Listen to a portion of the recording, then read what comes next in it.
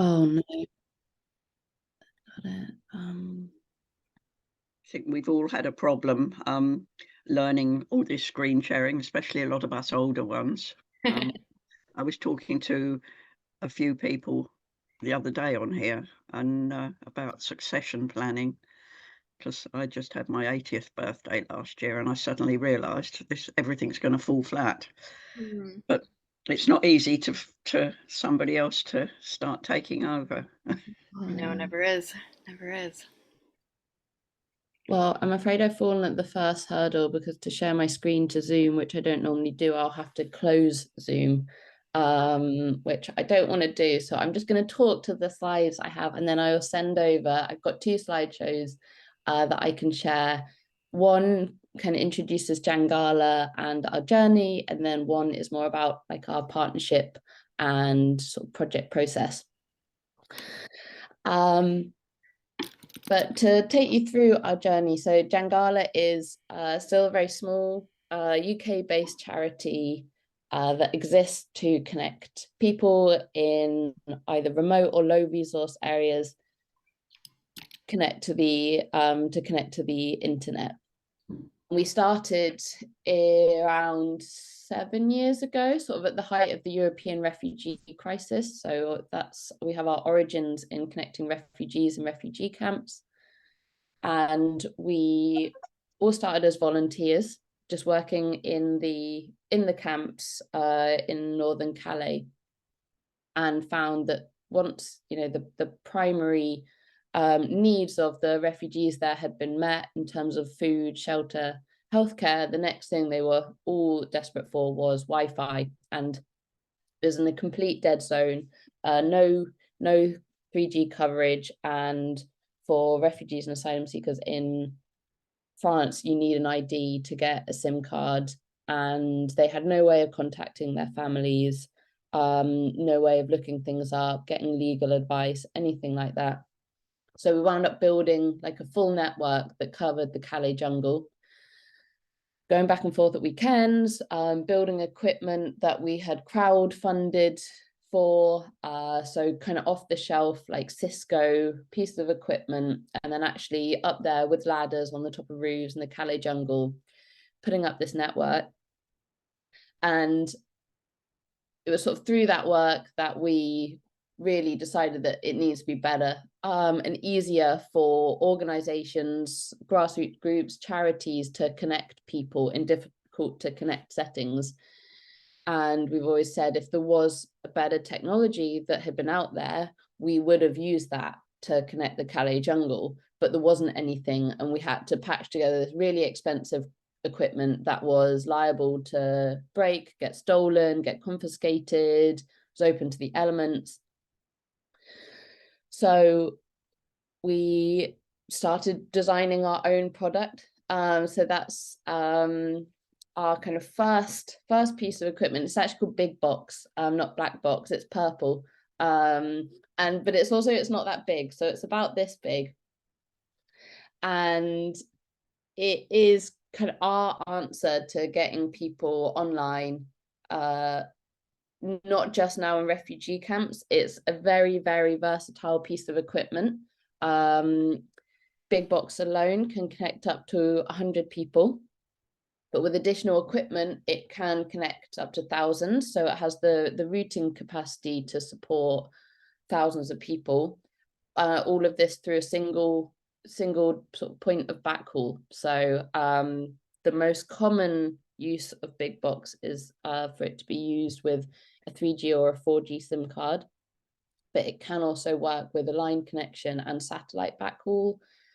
And we just wanted it to meet the needs of a whole range of organizations. So in that sense, as well as grassroots groups who might want to connect a small number of people, but also bigger aid agencies and NGOs who are still using that just commercial off-the-shelf Cisco equipment to connect their field teams, to connect schools and healthcare clinics, as well as sort of local and national country governments.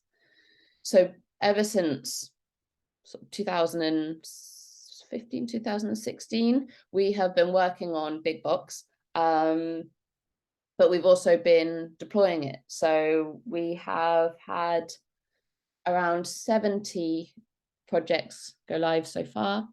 And quite quickly, we grew out of just working with refugees and refugee camps, because we opened ourselves up to requests and grew from there. So we very much led by the need, and the most kind of common request we got was to use Big Box to connect education centres and schools. So that is largely now our primary focus. We also work to connect healthcare clinics. And then we also, our sort of third priority is still in community resilience, and community resilience is kind of our catch-all to cover our work with refugees, but also to stay really open, because Jangala's growth has been really organic and kind of needs-led, and we want to keep exploring all those use cases, because our ethos is very much, you know, internet connectivity is the underpinning infrastructure for everything. So as everything goes online, as all these great apps and processes, digitalization grows around the world, that underpinning infrastructure is needed. So, you know, we want to work in sustainable agriculture, with human rights organizations, the whole range. And I will tell you briefly about the kind of the work we've been doing in the pandemic as well. I think it'd be less relevant here, but still, I know a lot of connections can be made, because we have expanded beyond having just Big Box, because in the pandemic, as I'm sure everyone here experienced firsthand, it was kind of pure chaos, with lots of our projects getting closed down, all the schools, everything ground to a halt, all the kind of getting to grips with the different lockdowns. And we did actually start getting requests for to help connect people in the UK. And we started using the same technology that we had developed for Big Box. We started developing more of a household connectivity device. We call it Getbox, and it's basically small. We call it whole home Wi-Fi, and we've used it to connect school kids in the UK, NHS service users, vulnerable adults, women's refuges, and it is our kind of, yeah, sort of our answer in the digital divide, in the sort of the digital exclusion in the UK, where, you know, many more people are online, but the people who don't are sort of critically excluded from vital services that have all went online in the pandemic, you know, social services, education. So we now have kind of both strands of work. So where Big Box is best suited to bigger areas, bigger deployments, schools, healthcare clinics, Getbox is kind of a more of an individual Wi-Fi device. I'm looking at my presentation. I'm sorry that I can't share this with anyone else. I will send it around afterwards. But yeah, so we've grown quite a lot, and our plan is to keep growing. So we want to get to the point where we can work formally with bigger aid agencies. So actually go into contract with your UNICEFs, your UNHCRs, you know, to be the supplier of their internet access when they are installing it, either for their offices, but also to meet the targets that they have to connect schools, to connect refugee camps. And in doing so, we will build a trading subsidiary to Jangala, which will be wholly owned by the charity. And we intend for all the profits that we make there to go back into the charity, so that we can keep working with grassroots groups, small charities, keep working them and providing our services pro bono. And so that is the way we work at the moment. I should say, very relevant for this call, is Jangala brings all of our costs. So we cover the cost of all our hardware, our equipment, our support costs, sort of logistics and customs of actually getting the equipment to the locations. And this is a very strong principle we have, is we never go and install the equipment. Instead, we work with project partners on the ground. We do site assessment, understand their needs, understand what their expectations are of the Wi-Fi, what they're working with in terms of, you know, the available backhaul, and the size of the site. We do a bit of a network design, and then we send out big box, often with a bit of additional equipment, so an external antenna to help with signal and a few Wi-Fi extenders. We send it out there, and then basically remotely, often through WhatsApp groups, help them set up the Wi-Fi at the site and sort of monitor it and just be there for troubleshooting. So we want to keep doing that basically forever, and launching this training subsidiary is a big part of that, and also to help us kind of keep exploring, keep building big box as a technology, keep building Getbox. We are working on a few other prototypes, again designed with this kind of humanitarian first approach to technology, to meet the needs of the sector first, and it will then have, you know, a wide range of applications.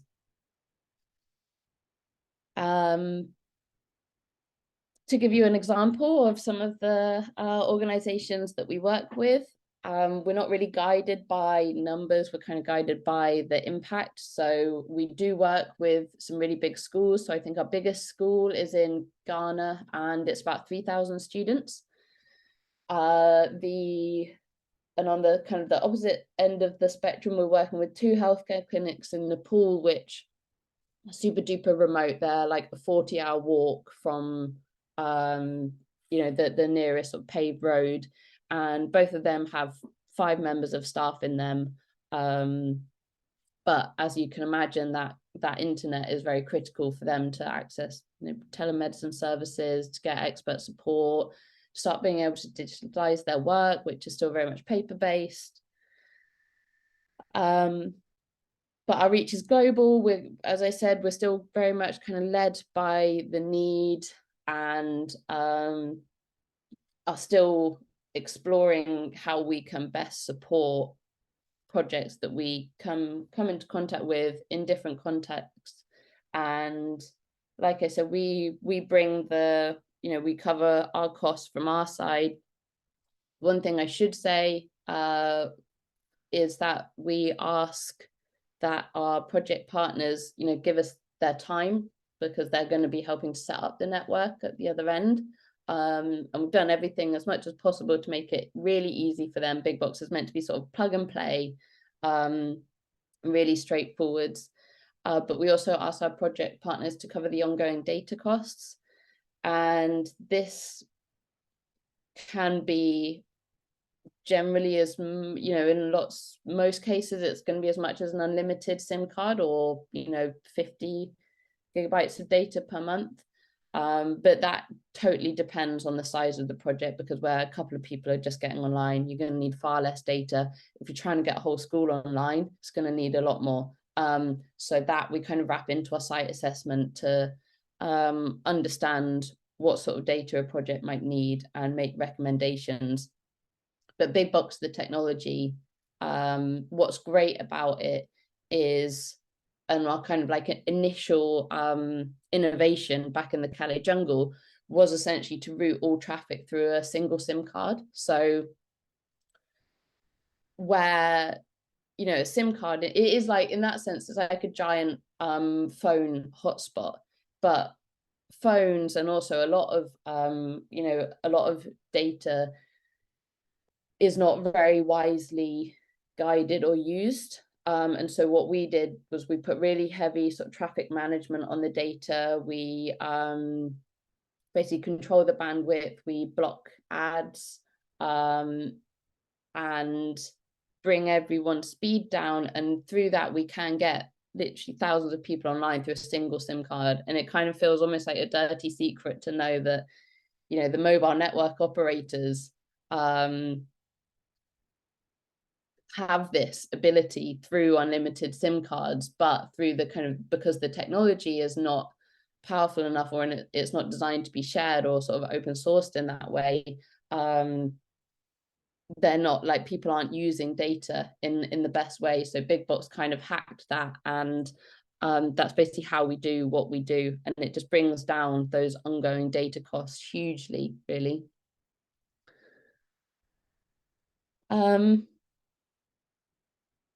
And then, yeah, just to kind of summarize, but I'll be very, very open to questions. I know there's a lot of people in the room who have a lot of expertise and experience in this area and are kind of working to connect IT hubs and schools and projects. But yeah, just to summarize, we've got around 70 projects, Big Box projects that are live around the world. We've connected through them about 70,000 people.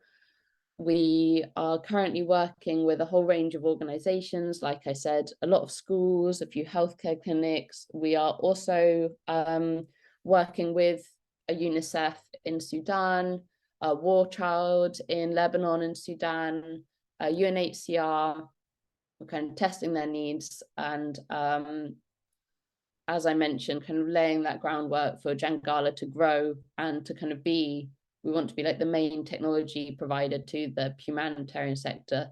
It's a big ambition, but those are our future plans. And yeah, I am also, so I manage our project delivery. I should have introduced myself.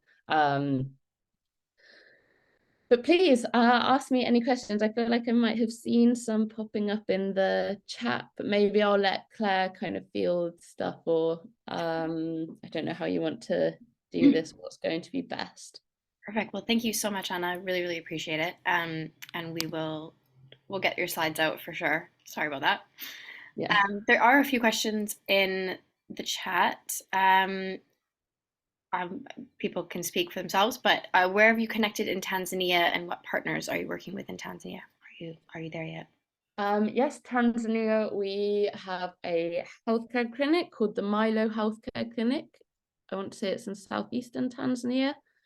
I think we are taking a couple of projects right now through the so I've got my big spreadsheet up, through our kind of site assessment process. Let me see. I think I found it on your website. I can put it in here. Yeah, I think it's just Milo at the moment. We're talking to a few others though, but I couldn't tell you right now. Anne asked, can you put it on a VPN? Does it have access to that? Yes, so it functions like usual, you know, like the usual Wi-Fi network that you would get through kind of broadband or something. So if you want to access the internet through the VPN, you can do that. That would happen kind of at the laptop level rather than at the Wi-Fi level. Brilliant. Janet asked, can you share the technical details? That might be a you and her conversation. Yes, I can send over I've got a technical specification sheet, but if there's any sort of specific questions you have about it, do ask me. Janet, do you want to jump in on that part? No, I don't want to talk about tech really, but it would be great to get the technical specifications, because as I mentioned before, we're working with Basic Internet and Africa Child projects that are connecting, I think, 50 schools in rural Tanzania at the moment, and they're working with Vodacom Foundation and so on. One of the issues obviously is that mostly schools have a very poor mobile signal. Yeah. So they're needing booster routers and so on. So it would be great to talk about potentially working together, because obviously they've got a big presence in Tanzania, and you know, it sounds like we're trying to do the same thing. And I'm a great believer in collaboration. So maybe we can talk outside the school. Yeah, definitely, Janet. I'd love to catch up. And I think I can kind of speak to that. And also I've noticed Neil asked, how do you deal with low network coverage? And I know Tanzania has extremely low network coverage based on our experience with Milo. And so Big Box, so there's a bunch of ways basically. So big box has 2 modems in it, so it can cover sort of 2G, 3G, and 4G bands, and it has both an internal and we can send it out with an external antenna.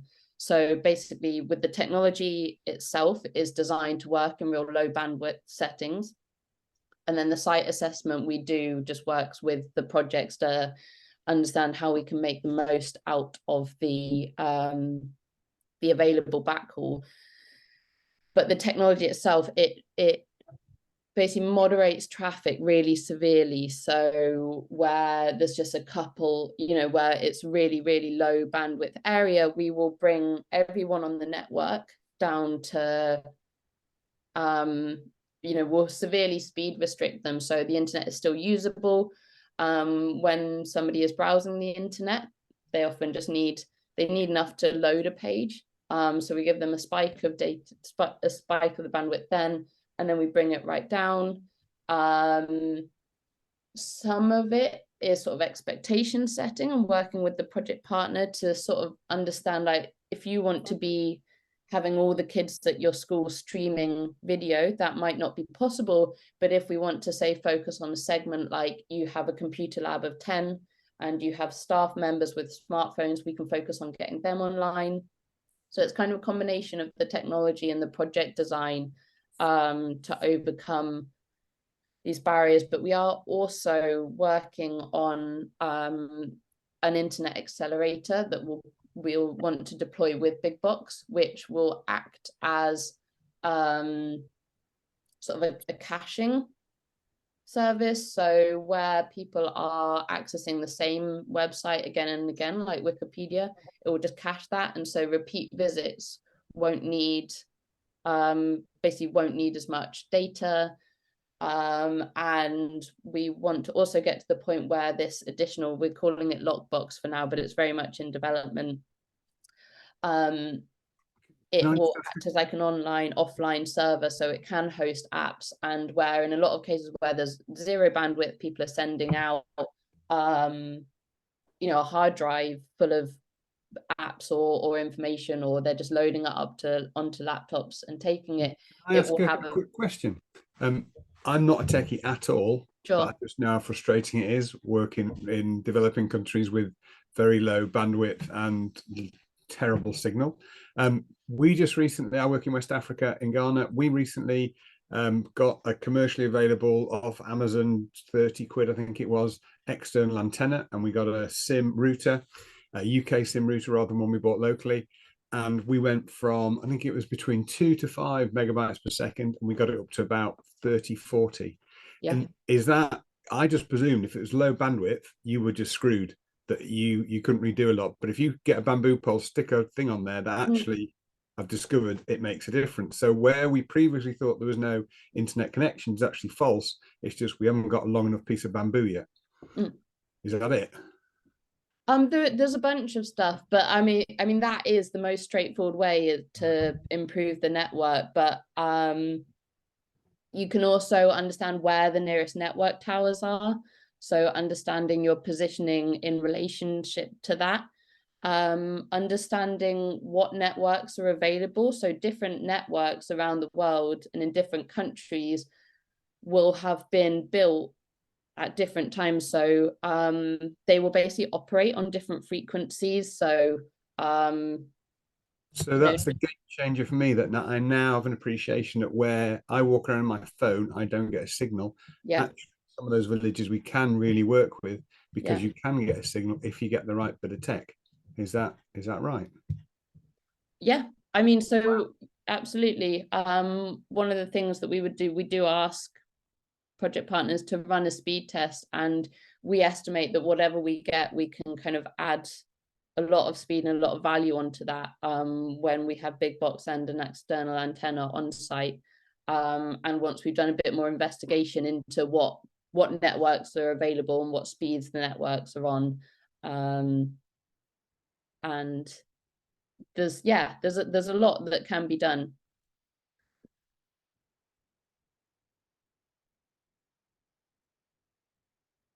There's a few more questions in there.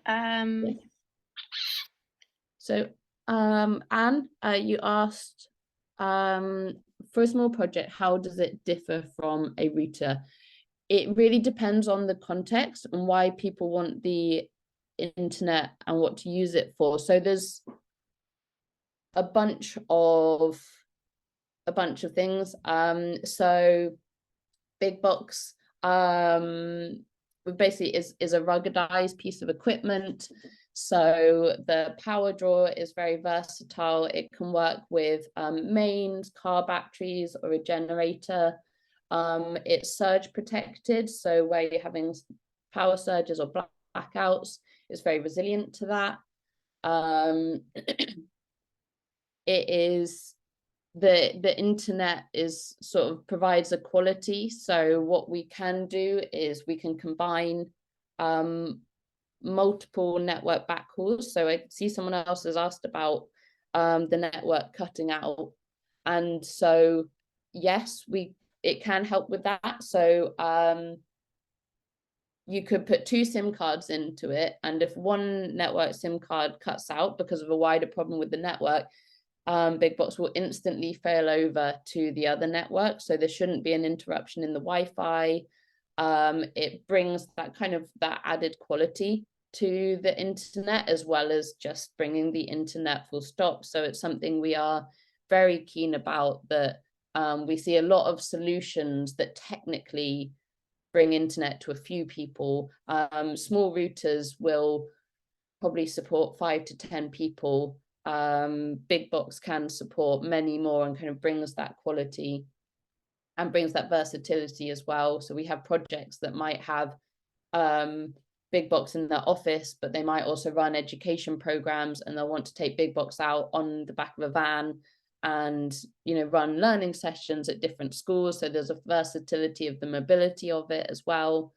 And it's a rugged piece of equipment. So where routers are very much domestic pieces of equipment, big box kind of bridges that. It's not militarized, but we are working towards getting it to IP65, which will make it almost entirely waterproof. So you can be a lot rougher with it. It's better in environments where, the heat and humidity changes are going to be huge, but also it might get knocked around quite a bit. And then, so Anne, you've asked, how does a charity NGO apply? Basically sending me an email and we have a chat, and I take you through our project process. The biggest thing for us to understand is the site specifics of projects. In rare cases, we might not be able to work. Most of the time, it's more of an expectation setting exercise where we understand what you need the internet for, and then we can say, yes, we can add value here, rather than just kind of charging in and saying, like, here, have it and do what you want with it. Janet, you asked whether we visit sites in person. The answer is we don't. We want to provide a technology that is easy enough to use, that it doesn't need any network engineers or any expertise. So we don't want to visit. We want to instead sort of build the capacity of the projects we work with, and for them to be able to build the networks that they need for where they're working. So we don't. So what is the cost? We work pro bono. We have our project process, and we ask, like, that, as I said before, that project partners give us their time, really. So there's a project cost that needs to be bought from the other side, but also the data costs is the one thing we ask our project partners to cover. And that is very hard for me to say what that looks like. It could be a small amount, could be more like an unlimited SIM card, and it obviously varies hugely from country to country. I know data in sub-Saharan Africa, where I think most people here work, it is really expensive. Like, it's more expensive than the UK in a lot of cases. But, you know, for obvious reasons, Jangala can't. We have 70 projects. We can't kind of support the ongoing data costs of all the different ones. Janet, you've asked, if you have 2 SIM cards, do you need to be buying 2 lots of data on 2 networks? Yes. So ideally with 2 SIM cards, which is the most powerful way to work in low bandwidth situations, they would be on 2 different networks. And Big Box would combine both of the speeds of both. So the Wi-Fi, like I said, would be more quality because the internet could fail over between the 2 if one network went down for whatever reason. But also the speed of the overall network is going to be greater. If you just have 2 SIM cards on one network and that network goes down, you're kind of defeating the point of having 2 SIM cards there.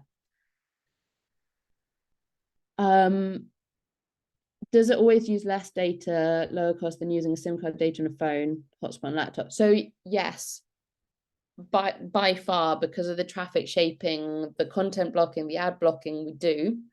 However, it can support a huge number of people. So there's kind of like a counterpoint to that, where a phone hotspot might support 3 or 4 devices at best accessing a phone hotspot. Big Box can support hundreds of people. So even though technically the per user cost is lower, you're going to be supporting a lot more people can get onto that network. So the cost will be higher. The cost entirely depends on how many people want to get online and for what reason, and what the data requirement is in that country. Distance from box for use, think I've understood that. So that where the signal is good, Big Box has a penetration of around 100 meters, but we normally, as part of our site design, sort of site assessment process, will understand where the network needs to cover, and we can send out additional extenders. And so every extender will add about 100 meters. And it isn't quite as straightforward as you have Big Box, and then we're working in like concentric rings out for 100 meters every time we add an extender. It's more that we can use extenders to cover open areas or different rooms. So there is a bit of a design process, but we've connected school campuses with Big Box and with extenders. But Big Box alone, if you did just put it in an open field and got it connected to electricity, it would have the Wi-Fi network would cover 100 meters.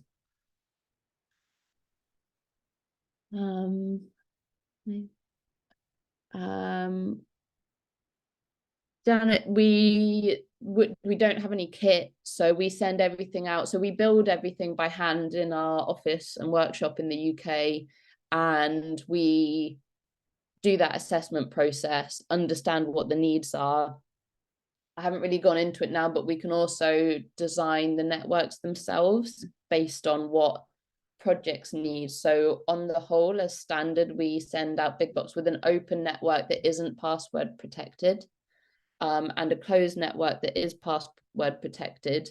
And the open network has those speed restrictions and limits on it, and content blocking, and that's often for like school kids or a community.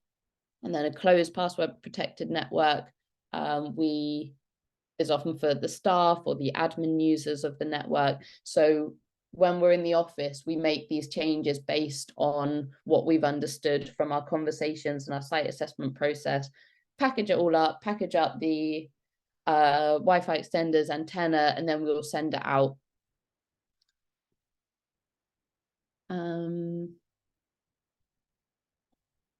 Good, very good. Okay, I'm scrolling off. So Neil, what is our experience of Starlink? So we are working to initiate projects in Pakistan and Nigeria that will be using Starlink, but Big Box does work with satellite in exactly the same way as with a SIM card or a line connection. You just need to plug the plug the terminal in, and it will build a Wi-Fi network. I guess so. The added thing with Starlink and satellite providers is building that relationship and sort of taking out the contract with the satellite provider in a given country. It can be a bit more involved than just kind of going to your local shop and buying a SIM card. There are more kind of contractual, like you might have to have data for a minimum of 12 months rather than top up when you want. So there are a few different project considerations, but practically it works in exactly the same way. And that is a good question. So the devices do need to be Wi-Fi enabled to access the Wi-Fi. So with some computer labs and IT labs that we've been working with, they'll have desktops that are so old they won't be Wi-Fi enabled. But what we can do in that scenario is basically create a local area network and wire big box in, like basically with you, almost like your dial-up, your Ethernet cables going into each computer, and so big box can still add a lot of value there in the quality of the network that it's providing.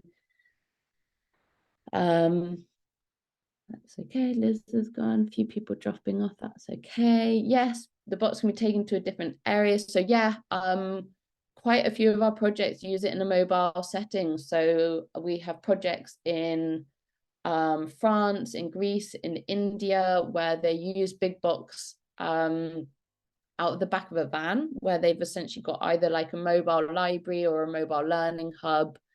They plug big box into the cigarette lighter and just start broadcasting Wi-Fi. So visiting different schools is the main way. But also, what you're describing is absolutely game changing for us. Kind of working in these small remote. We've been looking for this for so long, and all the things you're saying is 2 SIM cards. You can plug it into a cigarette lighter. You can stick an area really high and actually get signal. Yeah, this has been a barrier for us, and we've been banging away trying to do this for so long on our own with very little techie information. Yeah, thank you very much. Yeah, brilliant.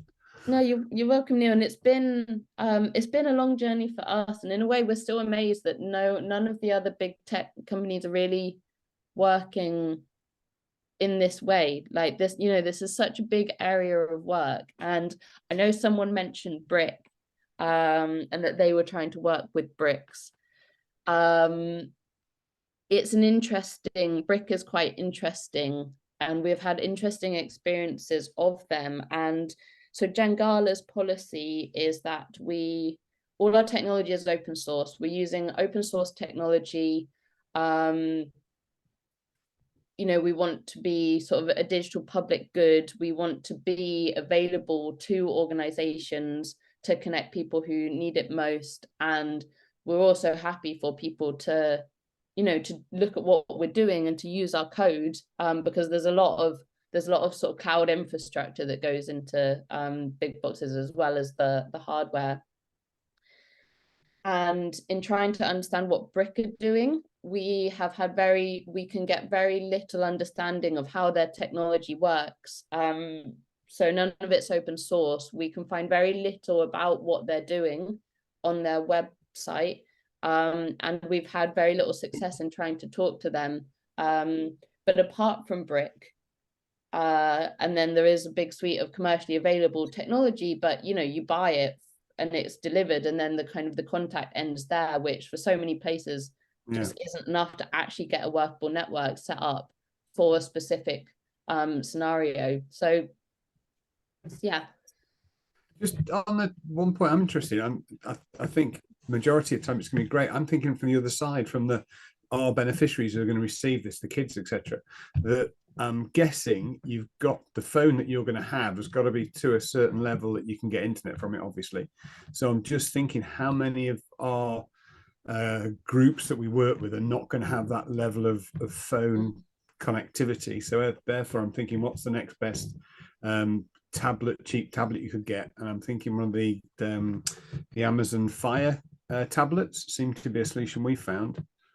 Yeah, I mean, tablets, phones, laptops, anything that is Wi-Fi enabled. We have a relationship, SIDCN, has asked who's funding all this. One of our main supporters is the Lenovo Foundation, who have historically donated laptops alongside the work we do to provide the Wi-Fi. So that has been like the most powerful proposition, because we can say to projects like we can help with both things, and like it's the end-to-end solution. Unfortunately, I had a call with them yesterday. It seems like they might be winding up that offer to us, which is a bit of a shame. But you're right that, you know, there's still an infrastructure problem. There's still the kind of the devices are needed. But we do often work with schools that might have, you know, big schools that might have 6 laptops in their computer lab, and all the kids are taking turn to have their digital literacy lessons, even if they're not necessarily having their own devices. Yeah, that's pretty much what we're doing. We've got 17 tablets, and they're shared around, and we have to clean them so often. It's terrible because they get so filthy, because all these little, they're just, they get hammered, absolutely hammered. Yeah. Rather than going through the process of applying, because I should imagine everybody on this group's going to email you as soon as we finish this. So is there a way we can just buy the little box thing and set ourselves up? So we don't, it's not commercially available yet. One day in the future it will be, but we still, because we still kind of want to do the sort of project design work first, it is still just a case of emailing me. I have a form I can send, which does the site assessment process. So it asks for things like speed test, floor plan, number of people who need to get online, location. I can send that round. The form can feel a bit weighty when you go in without kind of knowing what the technology is, but I can send that over, and you can look through that and fill it out, and then we can kind of start with that information. It often requires kind of going back to your people on the ground and asking them to run a few tests and things like that. But we'll be here when you're ready. Wow. Thank you so much, Anna. I know there's a few other questions in there, but I'm just conscious of time. Is there anybody else that has one more question? And then, yes, Liza. I think it's very low-tech question. Would this help with communication from ourselves here with our partners in Uganda? Yesterday we had a Zoom call, and it just was so difficult because their phones kept cutting out. So it would create a Wi-Fi network that their phones could connect to. It should help. In some cases, there are wider network problems. So if the wider network, and there's just one network covering that area, if that fails for whatever reason, Big Box won't be, you know, it can't work magic. Big Box itself doesn't produce Wi-Fi. It doesn't, the technology still relies on like the satellites in the air, the network towers that have been installed by the government on hilltops everywhere. And if that wider infrastructure is not the best, Big Box, you know, is kind of liable to respond to that, and it will perform better than other equipment. Like it will perform better than routers. We've designed a lot for it to improve that sort of situation, but there's still, you know, there's only so much we can do.